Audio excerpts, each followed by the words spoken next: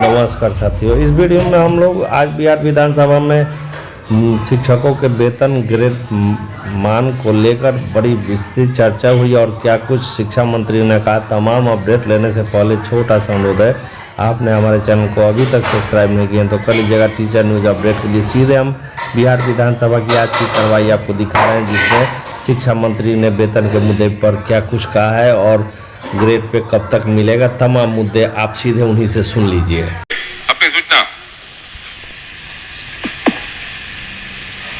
अध्यक्ष महोदय, राज्य के सरकारी विभागों में राज्य कर्मियों को अपने पद के अनुसार उसे 7वें वेतन आयोग के तहत मूल वेतन के साथ ग्रेड पे दिया जा रहा है और लेवल भी निर्धारित है, जबकि बीपीएससी टीआर1, बीपीएससी पीआर2, बीपीएससी टीआर3 द्वारा चयनित अध्यापक एवं सक्षमता पास विशिष्ट शिक्षकों को का ना ही ग्रेड पे निर्धारित किया गया है और ना ही लेवल तय किया गया है।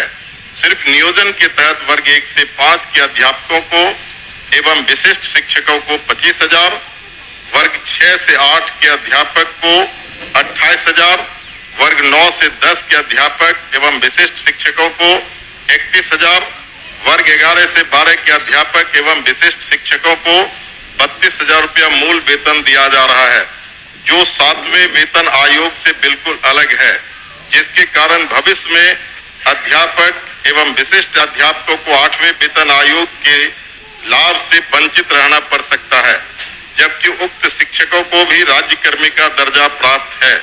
अतः उक्त शिक्षकों के हित में पद के अनुसार शिक्षकों को ग्रेड पे तथा लेवल निर्धारित करने हेतु हम सदन के माध्यम से सरकार का ध्यान आकृष्ट कराते हैं। माननीय मंत्री शिक्षा विभाग।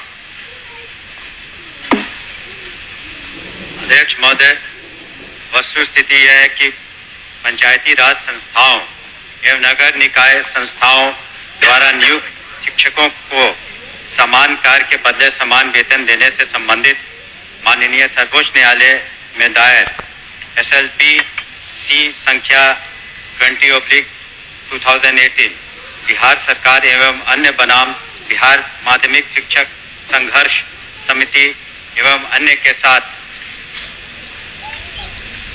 दिनांक 10/5/2019 को पारित आदेश, जिसमें माननीय उच्च न्यायालय के द्वारा समान कार्य के बदले समान वेतन देने हेतु पारित आदेश को निरस्त कर दिया गया है।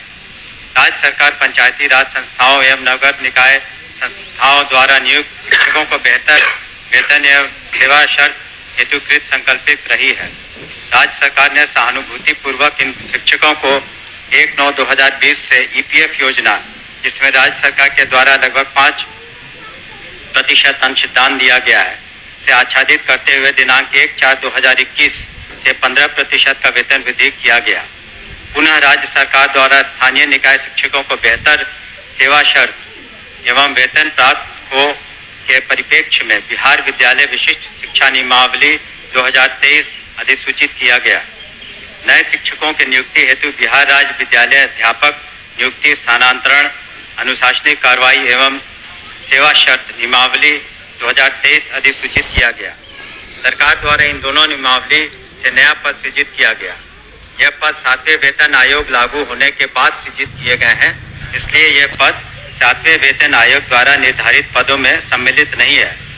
सरकार द्वारा सरकार के अन्य बहुत सारे पद सृजित किए जाते हैं जो 7वें वेतन आयोग में सम्मिलित नहीं होते हैं।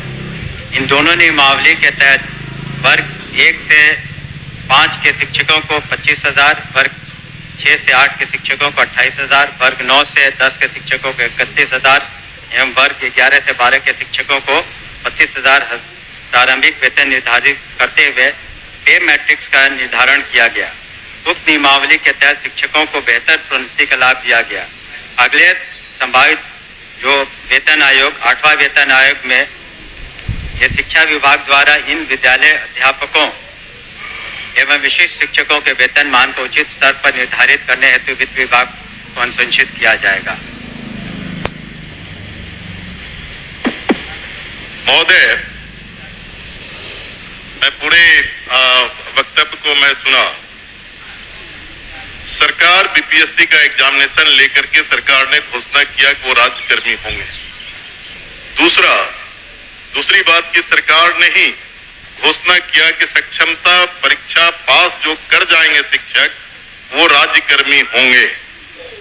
तो जब राज्यकर्मी होंगे तब फिर क्या औचित्य है कि आप उसको 7वें वेतन के लाभ से अलग रखेंगे, उस श्रेणी में नहीं रखेंगे?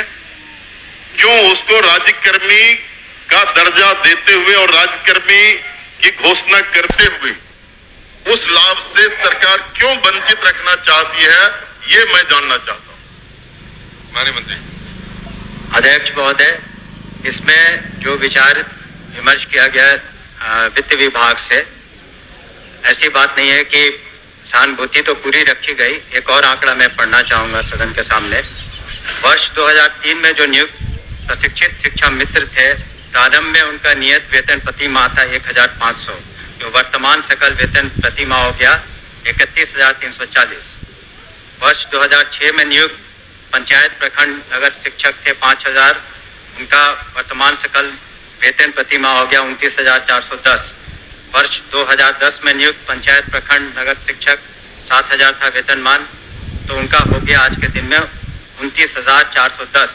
वर्ष 2013 में नियुक्त पंचायत प्रखंड नगर शिक्षक 10,000 थे, उनका आज के दिन में 29,410 सकल वेतन प्रति माह हुआ।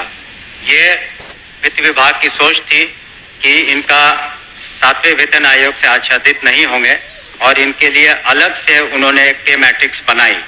लेकिन साथ ही हमने ये भी कहा कि भविष्य में जब 8th पे कमीशन लागू होगा तो उसमें फिटमेंट कमेटी बैठती और फिटमेंट कमेटी जिस श्रेणी में ये फिट करेंगे उसमें उनको आच्छादित करेंगे। धन्यवाद। महोदय, जो सरकार के द्वारा वक्तव्य फिर दोबारा दिया गया, ये पुरानी बात को दोहराई गई कि जब नियोजन इकाई, कई नियोजन इकाई थी, आपने तय में उस तमाम नियोजन इकाई को भंग कर दिया। अब जिला स्तर पर नियोजन इकाई आपने गठित कर दिया, जितने जिला है उतने ही नियोजन इकाई है, और आपने आपके फैसले से सरकार ने फैसला लिया कि अब तमाम जो पहली प्रक्रिया थी उसको हम समाप्त करते हैं और बीपीएससी से एग्जामिनेशन लेकर के हम शिक्षक को बहाल करेंगे और वो राज्यकर्मी होंगे। दूसरा, इस सरकार से हम लोग बात कर रहे थे कि जो पुराने तरीके से पंचायत से, प्रखंड से, जिला परिषद से जिन शिक्षकों को नियोजित किया गया उनको आप सरकारी कर्मी घोषित कीजिए। सरकार ने एक फैसला लिया, सक्षमता परीक्षा जो पास करेगा वो सरकारी कर्मी होंगे।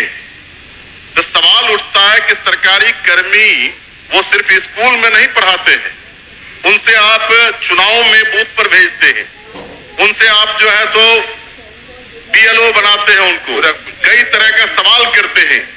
जब वो सरकारी कर्मी आपने घोषित किया है तब सरकारी कर्मी के बराबर उसके समकक्ष 7वां वेतन क्यों नहीं देना चाहती है, ये हम जानना चाहते हैं। तो नहीं, उनका कहना है कि वो पुराना जो बताया 4000 था, 2000 था, 3000 था। दूसरी बार खड़े होकर बोले नहीं सर।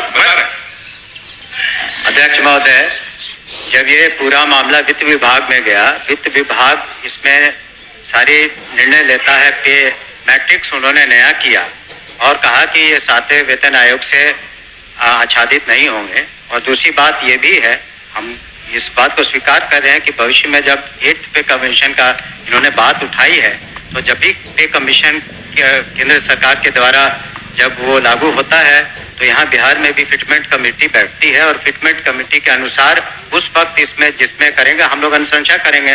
लेकिन अंतोगत्वा इन सभी मामलों में वित्त विभाग अपने वित्तीय प्रबंधन के तहत ही अंतिम फैसला देता है, जिसको सभी को स्वीकार करना पड़ता है। धन्यवाद। हो गया आपका। सर ठीक है, वो लोग पूछेंगे, लेकिन मेरा आखिरी सबमिशन है सर, सप्लीमेंट्री मेरा ये है कि वित्त विभाग से सारी प्रक्रिया को पूरा करते हुए तब आपने बीपीएससी का एग्जामिनेशन लिया और तब आपने राज्यकर्मी का दर्जा दिया। तो साथ में वही घूम फिर के आ रहे हैं आप, साथ में वेतन का आप लाभ उसे क्यों नहीं देना चाहते? ये सरकार एक लास्ट करते हैं सर। मैं एक ही बात को बोल रहे, बोलिए। अध्यक्ष जाएगा कह तो रहे हैं। हमने तो कहा ही कि जब 8 कमीशन का जो उसमें फाइंडिंग्स आएंगी, तब बिहार में जब फिटमेंट कमेटी होगी तो अलग अलग विभाग का उसमें टेकअप किया जाता है, तो उस वक्त विचार किया जाएगा निश्चित रूप से। धन्यवाद। ओके। अध्यक्ष महोदय, वर्ष 2023 में नियोजित शिक्षकों को महागठबंधन की सरकार में राज्य कल्याण का दर्जा दिया गया था महोदय। और जो शिक्षकों के हित में उनके पद के अनुसार ग्रेड पे और उनका लेवल जो तय करना है वो सरकार कब तक देने का विचार रखती है? यदि देने का विचार रखती है तो कब तक, नहीं तो क्यों? एक ही बात हो रही है। आपके माध्यम से मैं शॉर्ट में 2 पूरक पूछना चाहता हूं। क्या सरकार को ग्रेड पे निर्धारण करने में आर्थिक बोझ आ रही है? और यदि आर्थिक बोझ आ रही है तो सरकार बतावे कि कितने की आर्थिक बोझ आ रही है, तब जो है वो इनको करने में क्या कठिनाई आ रही है आर्थिक बोझ आने में? ये मेरा सवाल है। बैठिए, और कोई पूछने वाले नहीं ना है? चलिए आप बताइए।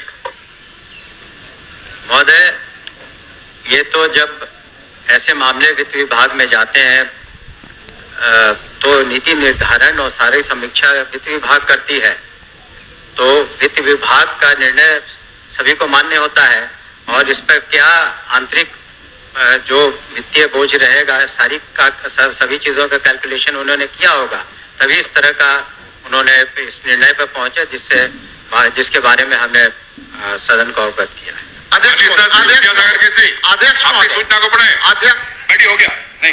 अरे 3 बार जवाब दिया। विधानसभा से लाइव शिक्षा मंत्री ने क्या कुछ कहा, और फिलहाल अभी तक के अपडेट के लिए इतना ही। अन अपडेट जैसे ही आएंगे आपको जानकारी उपलब्ध करा दिया जाएगा।